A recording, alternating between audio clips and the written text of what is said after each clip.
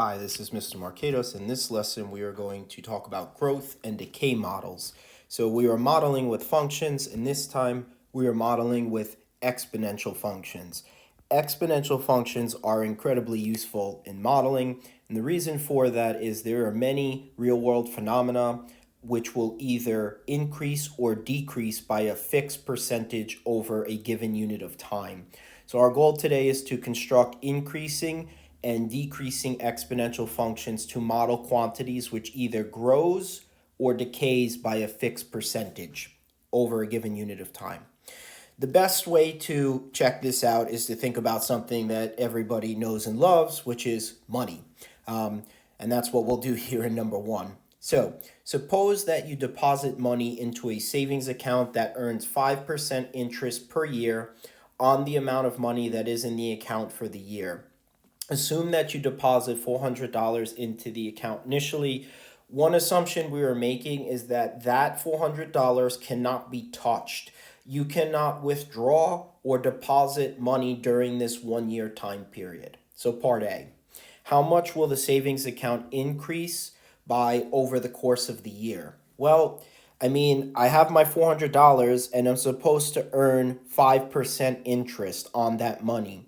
So how much will I earn? You earn 5% of the $400. So I'm going to take 400 and I'm going to multiply it by 0.05. So I am changing 5% to a decimal, and that comes out to a whopping $20. Okay. How much money is in the account at the end of the year? Well, you have the $400 you initially put in plus the $20 in interest you earned. So I would have 400 plus 20. And so at the end of that year, you open your account and you're like, yay, I have $420. Just for later in the unit, the initial amount that you deposit or invest in some account or stock, we call that the principal. That's your initial investment. The amount of money you earn over that time period, we call the interest. So the total amount of money that you have is essentially thinking of it as principal plus interest. Not too complicated. Now, in thinking about how we're going to construct this exponential function, we have to think a little bit harder here. By what single number could you have multiplied the 400 by in order to obtain your answer in part B? So, right, I don't want to have to multiply by the 5% and then add it to the principal. What I could do instead is take the 400 and multiply it by 1.05. If you put that into a calculator, you will get $420. Why does that work? To see why that works, let's think about what we can do to rewrite this expression a little bit. So instead of thinking about it as simply 400 times 1.05, let's think about it as 400 times 1 plus 0.05, because certainly 1 plus 0.05 is 1.05. And if I think about distributing the 400 here to that expression, that binomial expression, 400 times 1 is, of course, 400. And then 400 times 0.05, which we did in part A, is 20. And so if I multiply 400 times 1.05, I do indeed get my $420. So you can see here, you need that 1 plus there because you want to make sure you account for the principal, the initial investment, plus the extra money you earn for letting the bank borrow your money, essentially, which is what we call interest. Now, right, often when we make investments, it might be for a year, but we might make investments for a very long time, 5, 10, 20. If you're thinking about retirement, people invest money for their retirement for 20, 30, sometimes more years. So this is where we start to build up. In part D, using your answer from part C, determine the amount of money in the account after 2 years and 10 years, round your answers to the nearest cent. So if we're working with money and we want to come up with a final numerical answer, we're going to round to the nearest cent or two decimal places. This is a little tricky to think about at first, but if I start with my $400 and I multiply it by 1.05, that would be giving me the $420, which would tell me how much money I have after 1 year. So this is after 1 year. However, if I want to leave it in the account for 2 years, what I'm going to have to do is multiply by another factor of 1.05. And so this total, all of that together, would give you 2 years. And so maybe if we just rewrite this expression just a little bit, 400 times 1.05 times 1.05, that would be 400 times 1.05 to the power of 2, right? 1.05 times 1.05 is 1.05 squared, which is interesting because I'm seeing here, oops, sorry about that, the exponent is 2, which seems to be the number of years that I'm leaving my money in the account. I definitely need Desmos or a calculator here to obtain the answer. I'm not going to be able to do that mentally, or even by hand would be extremely painful. We would have, after 2 years, we would have $441.00. It actually comes out to a nice whole number. So from that observation, right, if I want to see how much money I have in my account after 2 years, I'm multiplying by 1.05 squared. I'm multiplying my initial investment times 1.05 to the power of 2. So I would suspect then that if I wanted to leave my money in the account and invest for 10 years, I think, so this is for 2 years.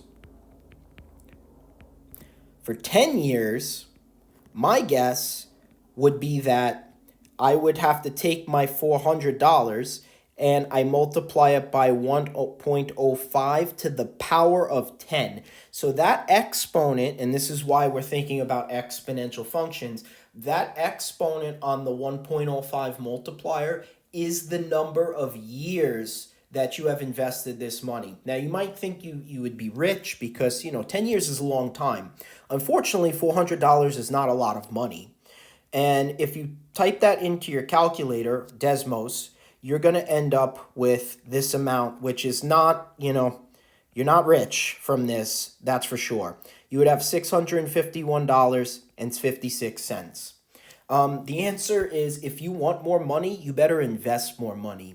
And so, that goes to the age-old saying that it takes money to make money in some sense. But if I look at what's happening here, right, 2 years is 400 times 1.05 squared. 10 years would be 400 times 1.05 to the power of 10. I could probably come up with a function that would tell me how much money I would earn for any number of years, which is our goal. So part E, give an equation for the amount in the savings account S of t as a function of the number of years since the $400 were invested. So we're creating a function S of t, and t is the input, which is time. Notice where time showed up in these expressions. Time showed up as the exponent. So if I was going to construct a model, and remember, a model is nothing more than a function that describes something in the real world. This model describes how much money is in your savings account after some number of years. So it's going to be 400, that's your initial. Your multiplier is 1 plus 0.05 or 1.05, and the number of years depends, right? And so the input of this function t, which is time, is your exponent. This function could tell you how much money would be in your account after any number of years. You could put 20 years, 30 years, whatever you need. You could do 2 years, 3 years, okay? Now, when you're investing money, something like F is a very natural question.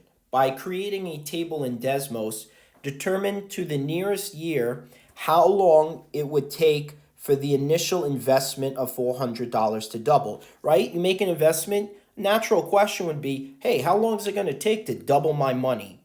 Now, there is a way for us to do this algebraically, but we don't have the tools yet. So we're very reliant on a calculator at this time. We're going to make a very small table in Desmos, and I'm actually just going to start creating a table right here. I'm not going to list like a ton of values. We're just going to copy down a few, but in the first column is time, and in the second column is S of T, which is the amount in the savings account. So I'm going to go to Desmos, and we're going to type this in. When you go to Desmos, the easiest thing to do is to use X as the input variable. I know the input variable here is T for time, but it's probably just easier to just use X, and really there's no difference between T and X as in terms of expressions. So that's my expression, my function. You could even put y equals if you want. Remember, if you want to make a table, you click the gear and you hit the thing that looks like a table. There's your table. Now, I'm seeing here like, hey, 1 year was 420, 2 years was 441, so that's all checking out. It seems like it's going to take quite a few years for this to happen. So, I might come down here and be like, is it 5 years? No, unfortunately not. How about 10? Doubling would be $800. I'm still pretty far away from $800, so maybe I go up to like 15 now. Ooh, that's more. So it's definitely maybe around or less than 15 years. So maybe let's come back up here for a second and let's change some of these. So maybe we'll do like 13, 14, 15. So I could see after 14 years, I have about $791. I'm just a hair shy of my 800.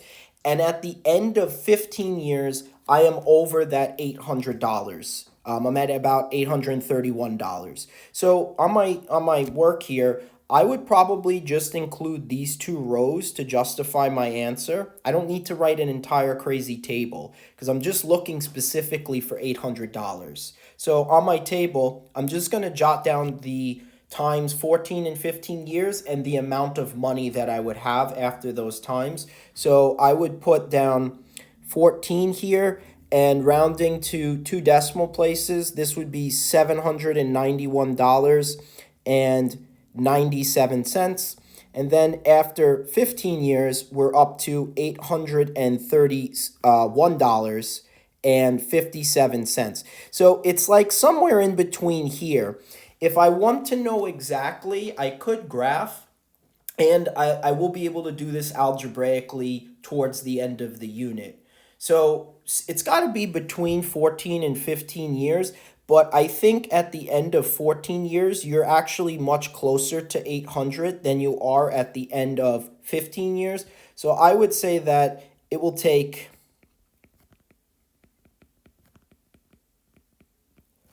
approximately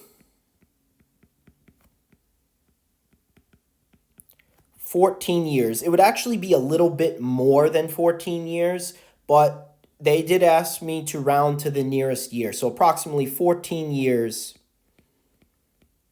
for the investment to double. And again, doubling would be getting to $800 because my initial investment is 400. And so when we look at this, not only is it very kind of concrete because, money is one of those things that people get, right? This also shows us exactly how to construct any increasing exponential function. So in the box below, we actually have the general formula, so to speak, for an increasing exponential model. These are called growth models. So when we use an increasing exponential function, we tend to call them growth functions. For decreasing, we'll get to that in a little bit. That's going to be called a decay model. So check this out. If a quantity Q, and here's the beautiful thing about this, it doesn't have to be money, it could be anything. That's why we use sort of a vague letter, Q, it's some quantity, is known to increase by a fixed percentage P in decimal form, then Q can be modeled by Q of T is, the way you read this is Q sub 0, the 0 is subscript, times 1 plus P to the T, where Q of 0 represents the amount of Q, the amount of quantity present at time 0, and t represents time. So if you look at the model we came up with in part E, we would have, it would look like this, right? It would be S of t is 400 times 1 plus that percentage as a decimal, 0.05 to the t power. So you can see here, this is taking the place of Q of t. The reason we used S of t is because S stands for savings. It kind of makes sense to use letters that are going to make sense contextually in the problem. This here, this would be like your S sub 0 or your Q sub 0. The quantity here is money, all right? 1 plus 0.05, that is your percentage P. We sometimes call that the growth rate. They're actually pretty basic models, to be honest. And the beautiful thing about this is you could be talking about anything. It doesn't have to be money. But let's look at number 2 here because, well, money's a common thing. So, which of the following gives the savings S in an account if 250 was invested at an interest rate of 3% per year? So, if I was going to be like a little bit general here, I'm not going to use Q though. I'm going to use S because we're talking about S for savings. So it would look like this. S of t is S sub 0 times 1 plus P to the t power. Okay? In this problem, S sub 0 is your initial investment, which is that $250. Your P, it's 3%, but we know from probably a very long time ago in our childhood that we don't do math with percentages. We have to convert them to decimals. Percent literally means per 100. So you're moving the decimal 2 places to the left. I think that's all I need to plug in here, right? So 250 is S sub 0 times 1 plus P, which is 0.03, to the t power. And of course, we're going to see people simplify that, right? You're not going to leave it as 1 plus 0.03. We'll probably write it as 1.03.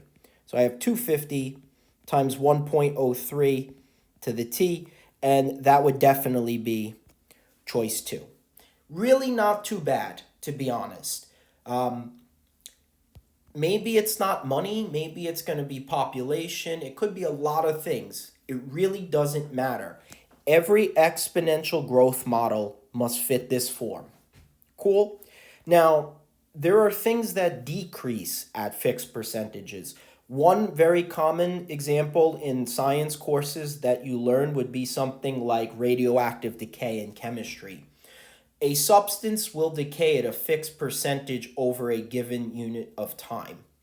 So down below here, decreasing exponentials are developed in the same way, but have the percent subtracted rather than added to the base of 100%.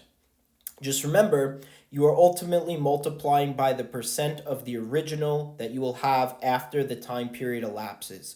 So before we even get to that model, this seems a little silly, but let's make sure we're comfortable with taking off a fixed percentage rather than adding it. As we will see, the decay model is super similar. There's going to be one slight difference in the equation of the model itself. So for number 3 here, we want to state the multiplier, which is the base. So what I'm thinking about here when I have that 1.03 in number 2, that's my base multiplier. It is the base of the term that has the exponent on it, all right? And then what we're going to do, so we're stating the multiplier, the base you would need to multiply by in order to decrease a quantity by the given percent listed. If I want to decrease a quantity by a percent, I'm not going to do 1 plus the percentage. I'm actually going to do 1 minus the percentage. So let's just make sure we're okay with that. 10% is, of course, 0.10. So if I do 1 minus 0.10, we would get 0.90. What that is, and this is very important to think about, is the percent that remains, or the amount that remains.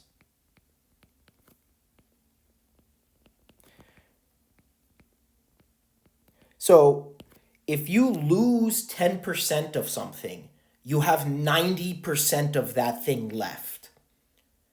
Think about this. If you had $100 and you lost 10% of your money, you have 90% left, or in this case, $90. I use the $100 because it's easy to make sense of. If you decrease a quantity by 2%, then the base multiplier that you would have left is 1 minus 0.02, which would be 0.98. And again, if you think about that number that's there, if you lost 2% of something, you have 98% of that quantity left. Because when we start a problem, we're always thinking about this is 100%. This is what I started with. If I lose 2%, I have 98% left. If you lose 25%, you're doing 1 minus 0.25, you have 0.75 or 75% left of that quantity. And the last one there, just be careful, because when we change a percent to a decimal, we are moving the decimal 2 places to the left. So to get the base multiplier in part D, it would be 1 minus 0.005. Just be careful, and that would be 0.995. So if you only lose 0.5% of something, you have 99.5% left of that quantity. And so down below, we have the general model for a decreasing exponential function. We tend to call those decay models. So decreasing, decay, increasing, growth. Look at the definition. Look at the form of the decay model. It's almost identical. So if a quantity Q, could be any quantity, is known to decrease by a fixed percentage P in decimal form, then Q can be modeled by Q of T is equal to Q sub 0 times 1 minus P to the T. The only difference between the growth and decay models is rather than having 1 plus P, we're going to have 1 minus P as the base multiplier. And again, that Q sub 0 represents the amount of whatever quantity you're measuring present initially at time 0. Not too bad. It's really not terrible. Let's look at number 4 here. If the population of a town, so now it's not money, now it's population. Lots of things in the real world increase and decrease by fixed percentages. Exponential models are some of the most useful models that we have in mathematics. So the population of the town is decreasing by 4% per year and started with 12,500 residents. Which of the following is the projected population in 10 years? Show the exponential model used to solve this problem. So in this problem, I probably wouldn't use the letter Q, though I could. It wouldn't be terrible, but I might use the letter P. P for population, or maybe you use R for residents. But typically we see people choose a letter that makes sense contextually. So my model should, if I choose P, my model should look something like this. It would be P of T equals P sub 0 times 1 minus P to the T. How I knew it should be minus is that they told me the population in the town is decreasing or decaying. Now, in this problem, we started with 12,500 residents, so I would say that P sub 0 is 12,500.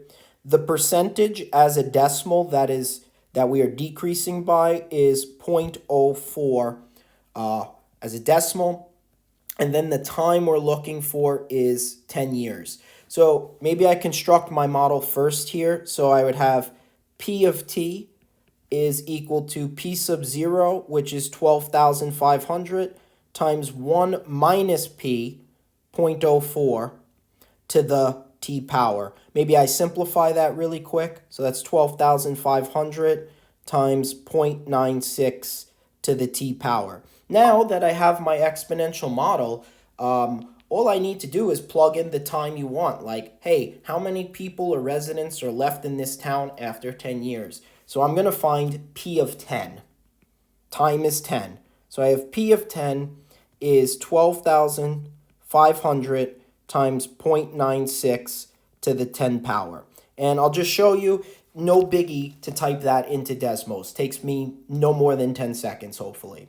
So I usually delete the other stuff because I don't want old stuff there. So I have like 12,500 times 0.96. Close those parentheses, exponent 10. That's 1, 10. So roughly 8,310 residents would be left in this town after 10 years. So let's put that down here. Maybe we'll put approximately. It's not an exact figure. I am rounding, but that's okay. We're talking about number of people. And so it would be kind of weird to have like a decimal of a person. So it makes sense that we would round to the nearest whole number there. That would be choice 4. Okay, let's do a problem where maybe we can combine working with a growth model and a decay model. This is kind of a kooky question, but I kind of like it. Number 5 here. The stock price of Wind Power Incorporated is increasing at a rate of 4% per week. Its initial value is $20 per share. Cool. On the other hand, the stock price in Gerbil Energy is crashing, losing value at a rate of 11% per week. If its price was $120 per share when Wind Power was at $20, after how many weeks will the stock prices be the same? Model both stock prices using exponential functions, then find when the stock prices will be equal graphically. Draw a well-labeled sketch to justify your solution. This is kind of weird, right? Like, what is Gerbil Energy? Like, are they using hamsters, like, spinning those little running wheels they like to exercise on to produce energy? That seems kind of unethical. I don't know. But we have to create two exponential models here. And then, again, algebraically, to be able to actually do this, we are a little limited at the moment because we haven't learned what a logarithm is. That will come soon, and what that will mean is that a question like this, we may be able to solve it algebraically. But at this time, I am definitely dependent on Desmos or just a calculator in general. Okay, so let's think about our two stocks here. So we got Wind Power, and we got poor Gerbil Energy. We got these poor little hamsters running on a wheel, producing energy. They're exhausted, Seems crazy. Okay. I would probably call Wind Power stock price W of T. I think that makes sense. It's good to use letters that are, contextually relevant. Now, maybe I'm just going to slide this over for a bit. Maybe next to Wind Power, let's just put in parentheses growth because that stock price is growing. And Gerbil Energy stock price is losing value, so it's going to be a decay function. Okay, so for Wind Power, I'm going to call it W of T. So it would be equal to W sub 0, which would be the initial stock price for Wind Power. That was $20 per share. So I'm going to put 20 times, and it says that it's growing at a rate of 4% per week. So since it's growing, I'm going to do 1 plus that percentage. So that's 0.04 as a decimal to the T. So I have 20 times 1.04 to the T. That would be my exponential model for the Wind Power stock price. Gerbil Energy, maybe we'll use G for Gerbil. Pick some letters that make sense. So G of T would equal G sub 0. Now, G sub 0 would be the initial stock price for Gerbil Energy. That's 120. But when I go here to write my base multiplier, I'm not going to use 1 plus. I'm going to use 1 minus because the stock price is crashing or losing value. It's losing value at 11% per week. So as a decimal, that's 0.11, still to the T power. So my stock price or my model for Gerbil Energy is 120 times 0.89 to the T power. Okay, now I have my two exponential models. One is a growth model, one is a decay model. This is very important to think about. If you want to know when, two models are equal or when two functions are equal in general, what we do is we set them equal to each other. And that will give us an equation, but as I mentioned, we're not going to be able to solve it algebraically yet. So to figure out when those stock prices are equal, I'm literally going to take the model for wind power and I'm going to set it equal to the model for gerbil energy. Okay, so I would have this equation, so it'd be 20 times 1.04 to the t power is equal to g of t, that's 120 times 0.89 to the t power. That's your equation. The problem is we just don't have the mathematical knowledge yet to solve that. What we're going to do is use Desmos to graph them and find out when they're equal. These two quantities, w of t and g of t, will be equal when their graphs intersect each other. So we're going to have to draw a sketch here, and we're going to use Desmos to help us create it. So I'm just going to start by getting myself kind of set up here with a sketch. So we have this, right? So on the x-axis, we have time, and on the y-axis, we have stock price. Now, we might have a good idea about what these look like because of our knowledge of exponential functions in general, but again, don't be afraid to go to Desmos and make use of it. So I'm going to go in there, and again, I'm probably going to use x in Desmos, not t. You could, but you have to be a little bit careful in doing that. So I'm going to use x. Let's put these in. Okay, so wind power was 20 times 1.04. And then again, I'm just going to use x. I might have to zoom out here. And remember, we don't, like, if you're modeling with time, we don't really look at negative time. Negative time would be a weird concept to think about. We're not in a theoretical physics class yet, so we won't even consider negative time. So I'm not even going to look at the graph over here because if t is negative, there's not much meaning there at this time, at least for us. There is a way to interpret that, but let's not and say we did. Okay, so then the other stock price, which is gerbil energy, is 120 times 0.89 parentheses, and then I'm going to do to the x power. Now, I can see very clearly where they intersect each other. There's not many key characteristics here to note. Notice there is that horizontal asymptote to the left, but notice something that we learned last week, which is that value in front, 20 and 120, these exponential functions are of the form a times b to the x. We know that if you have a simple exponential function like that, we know that number in front actually corresponds to the y-intercept, which is not surprising at all. We do see that's where it is. Cool. So we're just gonna, we're gonna draw a rough picture, then we're gonna come back and zero in on that point of intersection there. But let's get a picture going first.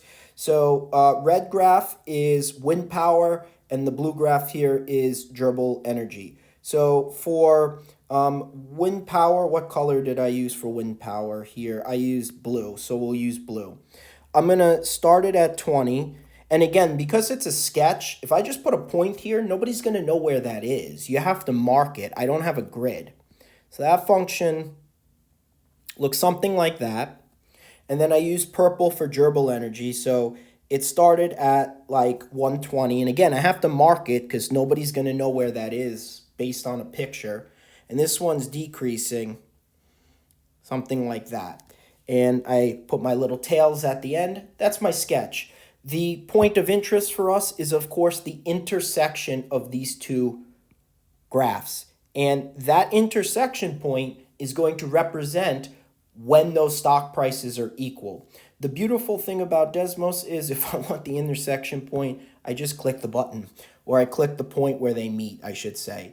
And I could see very clearly it's about 11.5 unit of time. The unit of time in this problem was weeks, and the number in the y position there, the 31.4, what that would represent is the stock price that they're equal at. So after about 11.5 weeks, the stock prices will be equal, and that stock price would be about $31.40. So I might mark that on my graph. I'll round those figures. I mean, there's no real use for us to keep all those decimals in a position like this. So I'm going to put 11.50 here, comma, the Y value was 31.4. So I might put my answer here. Therefore, after 11.5 weeks, the two stock prices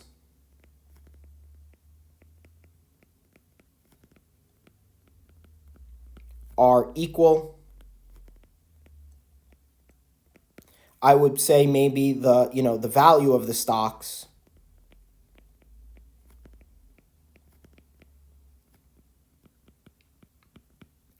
at this time is roughly $31.40. Obviously, assuming things continue to grow and decay at the percentages we were given, that wind power is going to continue to grow and durable energy will continue to decay. I will note that if you look at the graph for durable energy, it's decaying. You actually see that it has that horizontal asymptote at the x-axis. That makes a lot of sense even contextually because we know that the lowest value that a stock could be is zero. It's worthless. It has nothing. You can't have a negative stock value, at least in basic terms. So eventually that stock will become worthless if things continue with this trend. Cool beans. Okay, I mean, to be honest, that's pretty much it. But maybe let's just finish off with some simpler things. Maybe get a little more work with that decay model stuff. So number 6 here, population of 50 fruit flies is increasing. So this one's going to be a growth model.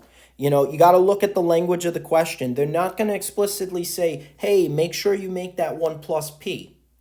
You got to interpret from the question. If the population is growing or increasing, I'm going to want to use a growth model. The population of 50 fruit flies is increasing at a rate of 6% per day. Which of the following is closest to the number of days, be careful with this, it will take for the fruit fly population to double? First thing I need to do is figure out my model. Now, because we're talking about fruit flies, I may as well call the function like f of t, f for fruit flies. So that would be like f of t is f sub 0. I would want to use 1 plus p here again because the number of fruit flies is increasing. I can tell, of course, that my initial number of fruit flies is the 50. That's f sub 0. The percentage they're growing at is 6%, which is 0.06. So I can quickly create my exponential model here. So it's 50 times 1 plus 0.06. So I think we're safe to write 1.06 to the t.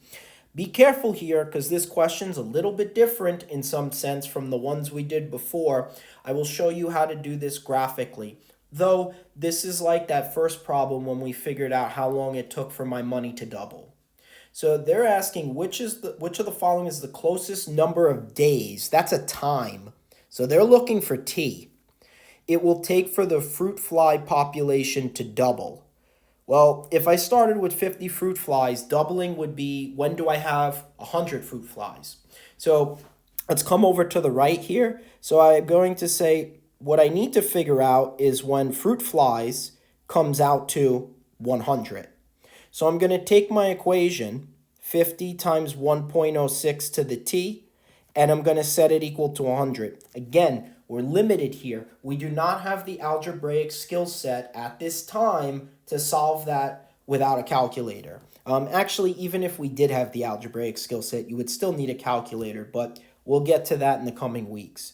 All I'm going to do to figure out when these two things are equal is I'm going to graph each side of the equation.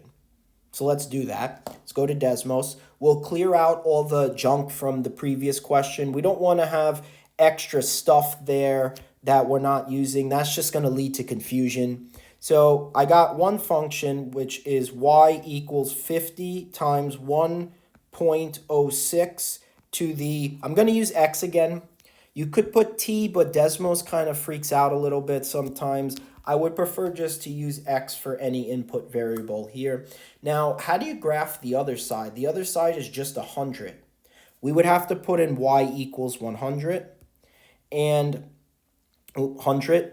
Now, I might need to zoom out a bit and stuff, but I am actually finding the solution to this equation by seeing when I graph both sides of the equation, when do they intersect? Looks like it's going to take about 11.9, 11.89, I would say 11.9. We'll check what the unit of time was again, but it's going to take 11.9, what was that? Days. So I might just put here from graph, t equals 11.9, roughly, days, and to the nearest number of days, that would be 12 days. So again, you see how dependent I am at this time to use a calculator to graph, maybe make a table, to find intersection points. Very dependent on my calculator for this topic at this time. Last one here. If a radioactive substance, and if you haven't learned this in chemistry, you absolutely will, is quickly decaying at a rate of 13% per hour, approximately how much of a 200-pound sample remains after 1 day? Now, you have to be careful here, and this comes up this week. You got to check the units of times on that rate or that percentage. So, I don't know, maybe here I'm going to be like radioactive substance. Maybe I use R, so it's like R of T is R sub 0. And it's decaying or decreasing, so I definitely want to make sure my base multiplier is 1 minus P to the T power. In this case, P is 0.13 as a decimal. The initial amount of substance I had was 200 pounds. So I can write my function. It would be 200. 1 minus 0.13 would be 0.87 to the T. Now, here's where you have to start being very careful with this stuff. The rate that it's decreasing at is happening in terms of hours. But they ask you how much remains after 1 day. So it's not too bad here, but it can get tricky. When I plug some time in this function understands that time is in hours. If you put 1 in the function, your function's going to think it's 1 hour. It's not going to think it's 1 day. So I have to be very careful here. I can't put in 1. I'm going to have to put 24 because, again, this function is interpreting time in hours. So that's something to watch out for. So I would have to figure out what would be the amount that remains after 24 hours. So I'm just plugging in here, time is 24. And that would be that. That, again, I could type in my calculator very quickly, and I would get approximately 7.1 pounds of substance. You would definitely not want to be in the room with that substance because it's losing mass very quickly, and, well, you'll learn about that in chemistry. But it would be about 7.1 pounds. Cool beans. So that is the fundamentals of using exponential functions to model growth and decay. Hope you're doing well. Talk to you soon.